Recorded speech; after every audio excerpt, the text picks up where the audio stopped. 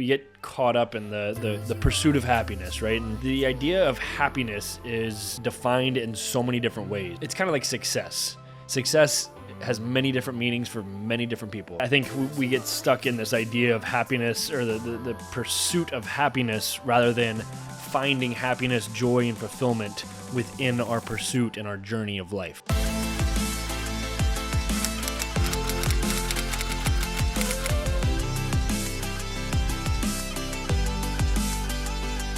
What is going on, my friends? Welcome back to another episode of the Morning Takeaway Podcast, aka the Inside Influence Podcast. And just to hit on the Inside Influence idea as we get into 2024, it's one of my biggest goals to really transition this podcast into the Inside Influence Podcast and start having these guests on. I think as I've been talking about it for probably, 6 months, I've kind of lacked the ability to plan it. And with these things comes a lot of planning, comes a lot of, organizing the guests, organizing where I'm going to film, etc., etc. And I've actually begun to reach out, and I've been doing that for a while, but beginning to formulate a list so that I can basically have a smooth sailing process once we do have one guest to continuously having guests on. Then we'll get to a point where you can recommend guests. I will reach out and just say, you've been a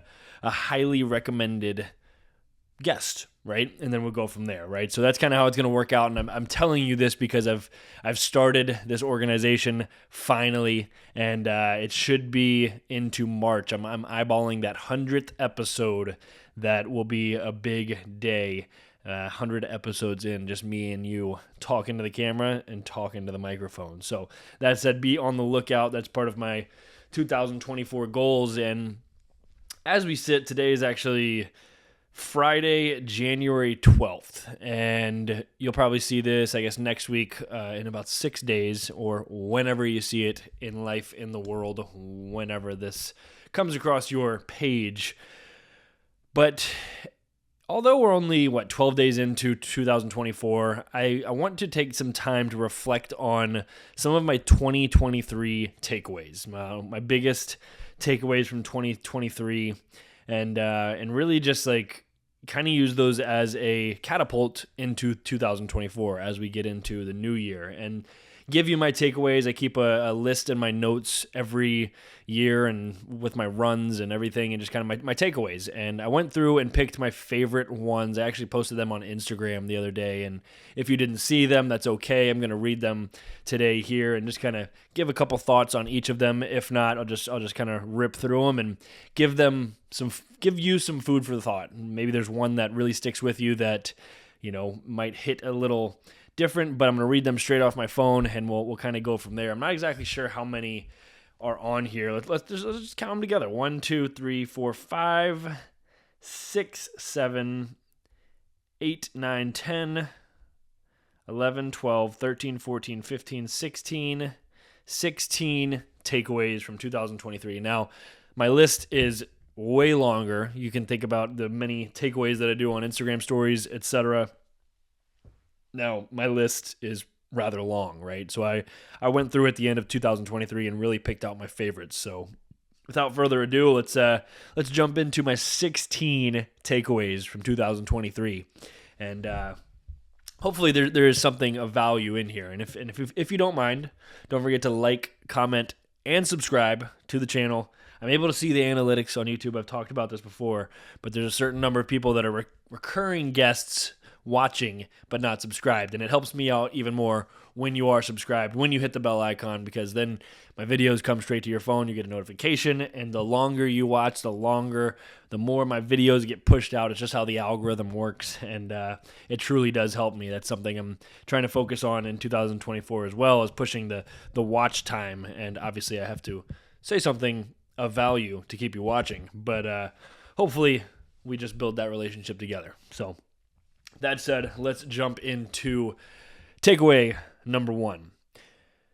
Dopamine does not lie within the pursuit of happiness, rather the happiness of pursuit. And that was probably one of my favorite takeaways of the entire year. Just the idea that we get caught up in the pursuit of happiness, right? And the idea of happiness is defined in so many different ways, right? That is defined. It's kind of like success. Success has many different meanings for many different people, right? What could look successful to you might not look like success to somebody else. Success to you could be hanging out on a $100 million yacht, where as to me, I could be hiking Mount Everest, and to me that's success, or just going on a hike because that feels successful to me. I don't know, right? So that said, I think we get stuck in this idea of happiness, or the pursuit of happiness, rather than finding happiness, joy, and fulfillment within our pursuit and our journey of life. So that was my number one takeaway. The rest are not in any specific order. The next one, it always gets darkest just before dawn. It is almost always the most challenging climb before the peak. I think both of those are pretty powerful. It's kind of alluding to that idea of like, if there may not seem like there's any light at the end of the tunnel, whatever you might be going through, or you're maybe in a hard project, it's usually if you're in that thick of emotion, you're probably almost there. There's actually a really cool graphic. If you Google it, it's like, just type in like guy pickaxing for diamond, and it shows all the way where he chiseled out the whole ground, and then he's right there, and it shows him walking away. And if he would have just hit it one more time, he was right there at the diamond. So I think that's pretty powerful, and something to understand when you are going through hard things, that it could just be right around the corner. Number 3, nothing will govern you, the self-esteem, more than let me start that over. Nothing will govern you, the self-esteem, than feeling like you have cultivated more of yourself and sharing it with people every day. I just think there's power in that statement of boosting your own self-esteem through being kind to others, and cultivating, growing yourself in a way, shape, or form 1% better each day, and ultimately sharing that with someone else. I think you build so much within yourself if you can also instill that in other people, right? Or vice versa. You are working on yourself first and giving that to others, and the amount that you gain from giving that to others is very fulfilling. Number 4, low and high emotions are what make the human experience worth living. The emotions give color to life. I really like this one. I think there's a lot of depth to that quote. There's a lot of realness to it. The emotions that we experience, both high and low. If you're cruising on high emotions all the time and you're feeling really good, you feel pretty colorful, right? You feel like, oh, this is never going to end. But understanding that there will be other emotions that feel it, that create even more color, that ultimately, on the canvas of life that you are painting, you are given all kinds of colors, and that canvas is made up every single day by whatever paintbrush you pick up and whatever colors you decide to use, right? And that's the cool part about it, is those low and high emotions are within our control, right? We can choose how we react to different circumstances. So that was my next takeaway. My next one, 1, 2, 3, 4. Number 5. This one's a really good one. I had a lot of people hit on this one. But if you wish to be happy, that can very easily be achieved. However, most people want to be happier than other people, and that is difficult because we overestimate how happy other people are. And I think that is incredibly powerful in and of itself, just because we live in this world of comparison, of keeping up with the Joneses and trying to, just maybe we see somebody with something, going back to the $100 million yacht, right? Like if that's what you want, and somebody finally gets the $100 million yacht and it's not all it's cracked up to be. It's like, what's next, right? This doesn't really make me happy. And it's tapping into what truly makes you happy. And I'll give you an example. For me, that's just like simply going on a run every day and getting a lift in. Like I feel happy and fulfilled. And, an added piece to that is, to me, my quote unquote work and what I do on social media and interacting with everybody. Like, yes, that's work for me, but I don't see it as work. It's fun for me, right? And if you can find fun in what you do, and not even necessarily alluding to work, but having fun on a day-to-day basis, I think that happiness, quote unquote, can be achieved, right? As long as we're not comparing it to other people, because you genuinely don't know if those people that want to be like, quote unquote, are actually happy, right? We overestimate how happy everyone is in a generalized state, right? I also realize I need to stop saying quote unquote. I feel like I've said that 18 times, although I am quoting 16 quotes. So 18 would be inaccurate. Next one. The biggest obstacle to overcoming the odds is never challenging them. Until you test your limits regarding what you can achieve, you can't truly know what your chances are. The odds change in your favor when you begin to challenge them. If you minimize your vulnerability by avoiding new risks, you cannot tap into what you are truly capable of. To simplify that, really all it's saying is be vulnerable. Take a risk. The way that we overcome things that seem challenging, seem fearful, is by being open and putting ourselves in a vulnerable position to overcome those circumstances, right? We never know if we can overcome something if we don't at least make an attempt to, right? And a lot of that has to do with the openness of being who we are and our authentic selves. Next one.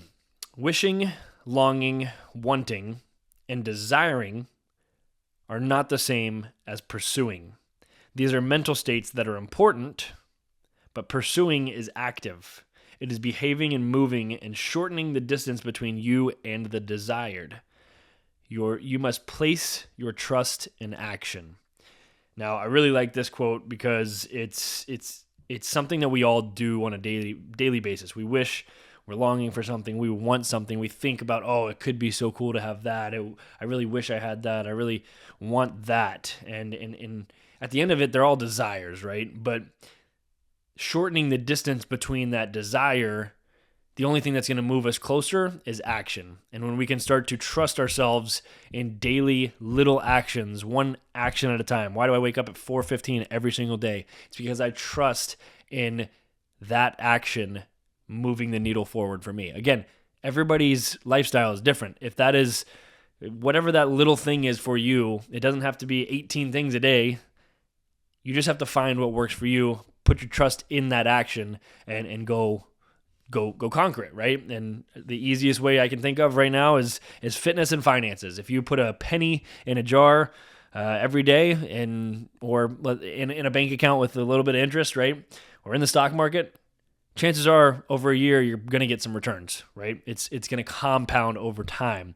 If you go to the gym every single day and you sweat for 30 minutes, you're going to look up in a year and be like, wow, 30 minutes times 365, that is days worth of exercise that have now completely changed my mental state and my physical state, right? You must place your trust in action. Next one. Your trajectory is more important than your position. Having things is not fun. Getting things is more fun. The idea of slow success is better than overnight wins. I think the best way to describe this, and the way I heard it described was actually on another podcast, it's basically the difference in if you are the number 2 podcast in the world and you get the same amount of views and you're still trying to get up to number 1, well, your position is number 2 in the world, but you're not really getting any satisfaction if you're only trying to get to number 1, but number 1 has more ratings, blah, blah, blah. But if you're number 300 in the world, but you've moved up 200 positions from 500, well, now you feel fulfilled and you feel successful, quote unquote. But you're also number 300 in the world, right? As opposed to being that number 2 podcast, having a really hard time seeing the position you are and understanding if you're successful or not, if that makes sense to you. I mean, it's getting into that second half of the quote saying having things is not fun. Having the second position is not fun. Getting things is more fun. So getting to the number 2 spot or the top spot is fun. The idea of slow success is better than overnight wins. So again, those daily actions that compound over time. They're slow, and over time they yield success. So I really like that. Your trajectory, always keeping an eye out, what am I working towards, is more important than where you actually are. And the only way you jump into that trajectory is by taking action. So it's kind of a point from the last quote. The next one, I'll just read this. It's pretty self-explanatory. Some call it mistakes. Some call it failure. Some call it experience. And some call it opportunity. The idea of failure, really, it's that idea that you can look at it as a mistake, a failure, an experience, or an opportunity. The choice is yours. And I like to think of it all as an opportunity to learn, to grow, to move forward. And ultimately learn and grow. And that to me, that is my happiness of pursuit, is seeing things as opportunities, no matter what it is. If a good thing happens to you, good. If a bad thing happens to you, good. We're going to grow, we're going to learn, and we're going to move forward. The next one, operate from a place of creation instead of a place of competition. Competition implies lack. Creation implies abundance. I got this from a book called The Science of Getting Rich by Wallace Wattles. It's a short read. It's not about money. He alludes to making money in there as well, but rich and riches is the quality of life, right? And he really hits on this idea of competition implying lack. If we're always trying to beat somebody else, we have a finite end. Well, what happens when we've beat them? We don't have anything else. We've operated from, there is nothing else to do, right? We're competing. We have that finite end. If we act with creation and we operate from a standpoint and a mindset of creating things, we feel abundant because there is ultimately infinite things that we can create. Look at the world around you. All of the things that you see were created by thought alone. And that's an abundant mindset. That's pretty powerful to me.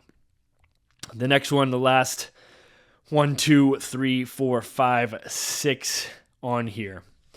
We have got, if you will do the thing you fear, death of fear is certain. Courage is not the absence of fear and anxiety. It is proceeding in spite of those feelings. In other words, if you just face the fears, I know it's easier said than done. It's easier. It's not, I won't say easier, but that fear is going to be completely diminished. The moment, if you fear heights and you fear skydiving, the moment you jump out of that plane, the fear is gone. Now you're in the moment and you just have to, you got to roll with the wind, right? That death of fear is certain. You're most certainly going to squish that fear, right? And if we use a smaller example, right? Let's say you're afraid of bees. Well, if the next time a bee comes around you and it's buzzing like crazy, well, you just take a deep breath. It lands on you. It doesn't sting you. Maybe that fear is gone. Now that may be a really bad example. Skydiving may be a little easier because you have to adjust to that circumstance, right? But proceeding in spite of those feelings of fear and anxiety is courage itself. Next quote. Look inside at what pulls your consciousness, for there you will find direction. To me, another way to interpret that is follow your curiosity.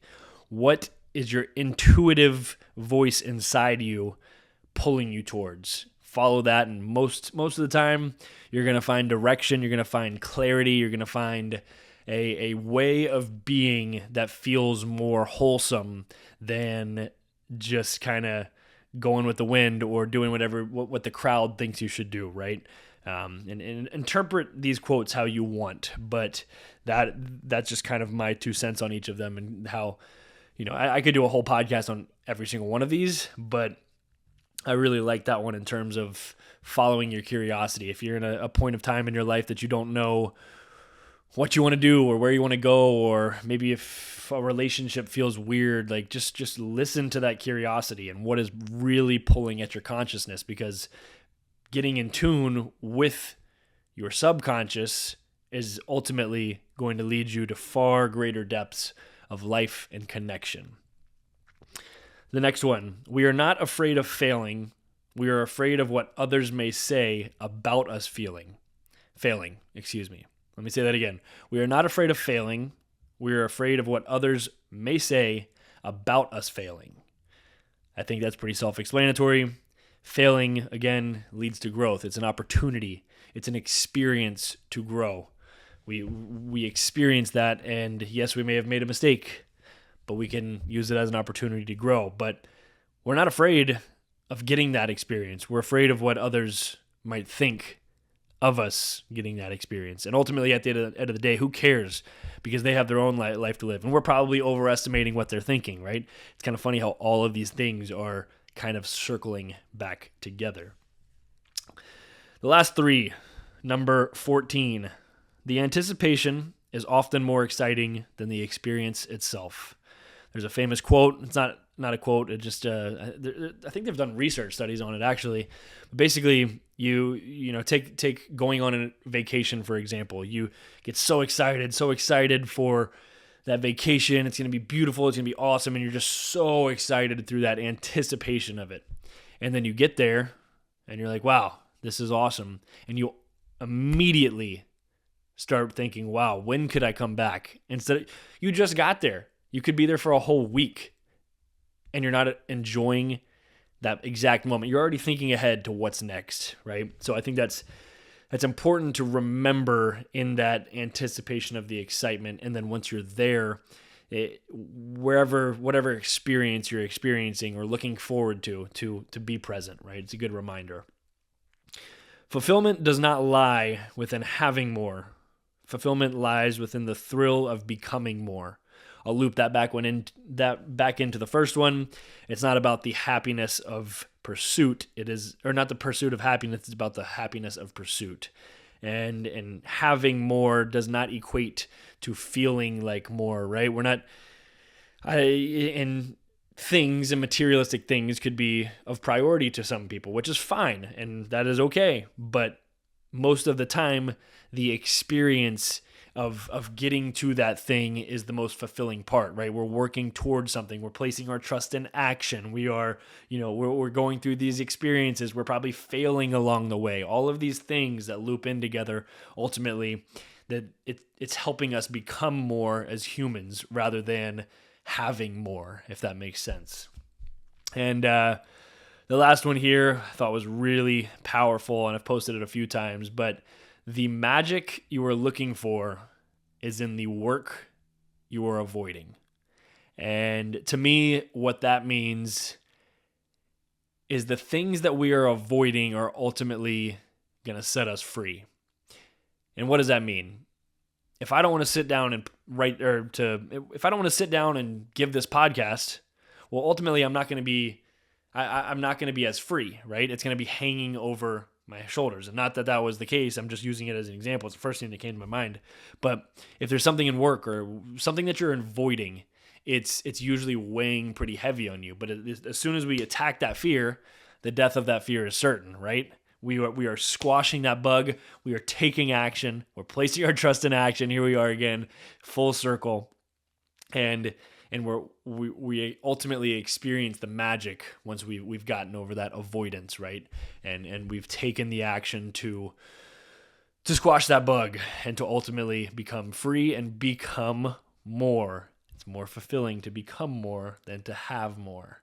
Now, that was my 16 takeaways. I hope, if anything, the common theme here is action. I hope in 2024, this kind of sets as a baseline to help you take action in 2024 and ultimately become more so that you can have more in the end. And I think that's ultimately what it's about. It's becoming more. And hopefully there was one of these 16 takeaways that I provided that may have stuck with you. If there was, that you wanted to share with somebody, I would really appreciate it if you shared this with somebody that you love, somebody that you care about that might want to hear it as well.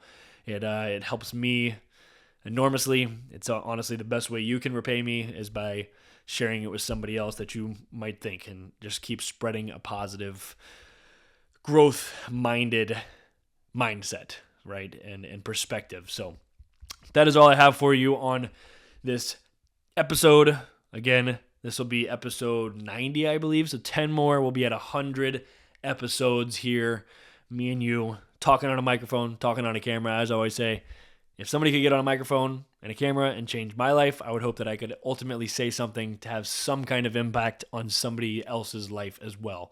And the more you share that, the more it is fulfilling to me. So I will, I don't have a random quote or a random question for you today, but I did just have 16 takeaways, and I'm actually kind of feeling kind of hoarse. So I'll see you next week. I will be around. I don't know what that means to you. I honestly just forgot what I was going to say and kind of filled the space. So with that said, don't forget to like, comment, subscribe, hit the bell icon so you're the first one to see my videos on Tube of you with me. I'll see you next week. Have an awesome freaking day, and don't forget to smile.